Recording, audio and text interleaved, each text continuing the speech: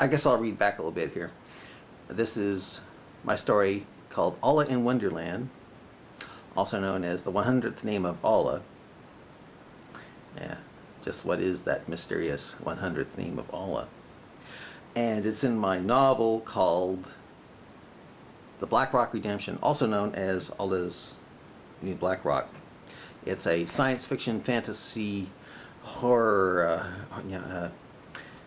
philosophical mystery novel. If you like things like Lost and The Waking Life and 2001 Space Odyssey, stuff like that, you might like this. It's a very Philip K. Dickish, Arthur C. Clarkean sort of thing. Okay. Rockman looked at Jibril and asked, "Why were you squeezing Muhammad? May you, Allah, pray on him and give him blessing, every time he said he wouldn't, every time he said he couldn't read?" So far, no one that I'm aware of has ever found an answer to such an action from you. I mean, by the time you finished squeezing him to near death every time he said he couldn't read,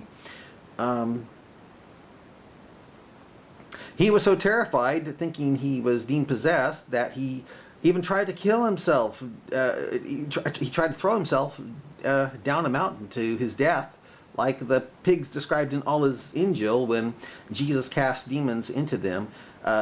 Demons previously from the man who called himself we, at least once when describing himself, for he was many demons.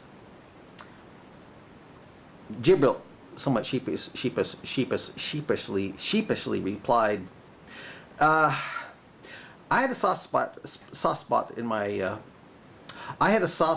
heart for the mentally challenged, and I was just hugging him to show my affection over the reality that poor Muhammad, may he over there pray on him and give him blessing, was too mentally challenged to read. That's all. For one thing, after I squeezed him to near death every time he said he couldn't read, it then dawned on me that I'm pretty stupid myself, since I didn't even have a book on me for Muhammad, may he over there pray on him and give him blessing, didn't have a book on me to read. Boy, did I feel like an idiot myself when I not only was telling a mentally challenged guy to read who couldn't read, but had no book on me for him to read. Stupid. What the hellfire was I thinking? Stupid. Oh well. The Dabasillion thundered out, "Forbidden to you are married women, except those whom your right hand possess." As Daba recited the rest of the scripture called Quran, that'd be Surah 424, Rahman shook his head from side to side with annoyance. He sighed and said, "Kafirs love to recite that scripture to me when they attack Allah's religion. Well, they recite the first part of it.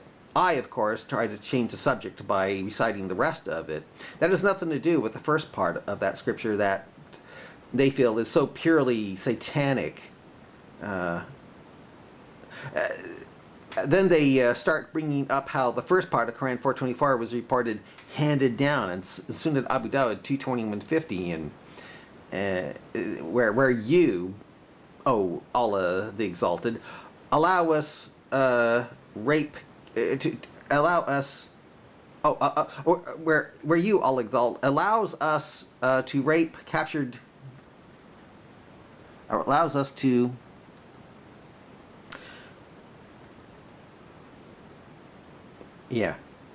where you, oh Allah the Exalted, allows us to rape captured non-Muslim married women in the presence of their captured non-Muslim husbands, since there's no mention of consent to make it adultery. I am just so tired of trying to say it means something else. You wouldn't believe it. Rahman noticed something strange about the gigantic Daba right after he said that. Its huge Quran reciting head was hanging low, now halfway to the ground. Its elephant ears were flapping as if in an effort to try to get its huge head back up into high position again on the ostrich neck, creating a lot of desert dust to kick it up to a lot of the desert dust to kick up about it. Rahman looked at the pudgy man who claimed to be Allah and asked, Is there something wrong with the Daba?" Allah looked a little embarrassed and said, We don't think we should have given it the neck of an ostrich. Ostriches have no problem keeping their heads up because, well, they have little heads. This thing, as you can see, has the great head of a bull with the stag horns on it.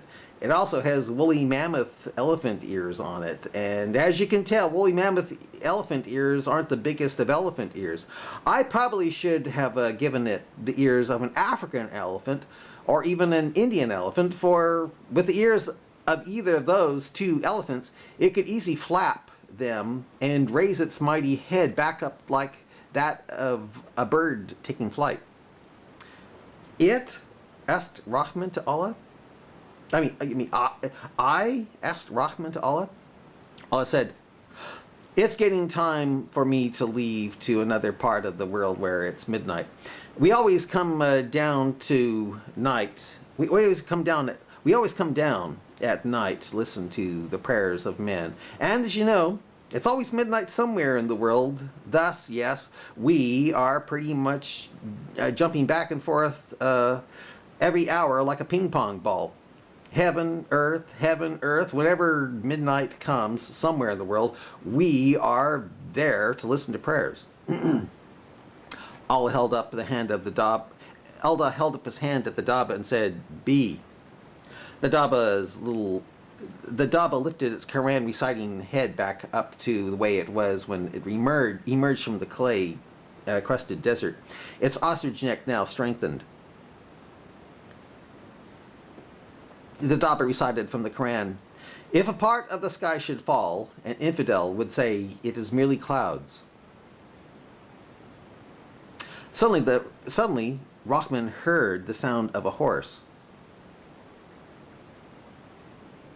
He looked up into the sky and saw the Quran Jesus called Isa, son of Mary, flying down on the Al-Barak. The flying donkey-like creature with the head of a human, wings of a bird, and tail of a peacock.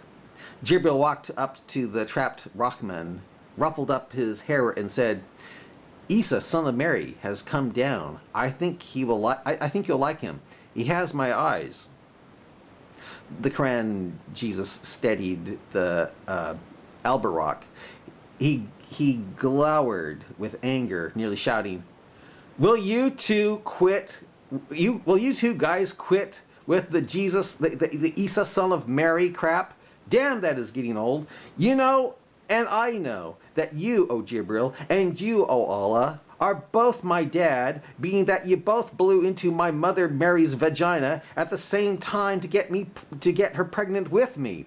So how about you drop the Isa son of friggin' Mary shit and for once call me Isa son of Jibril, Allah and Mary for a change. Sheesh. I think I'll quit here.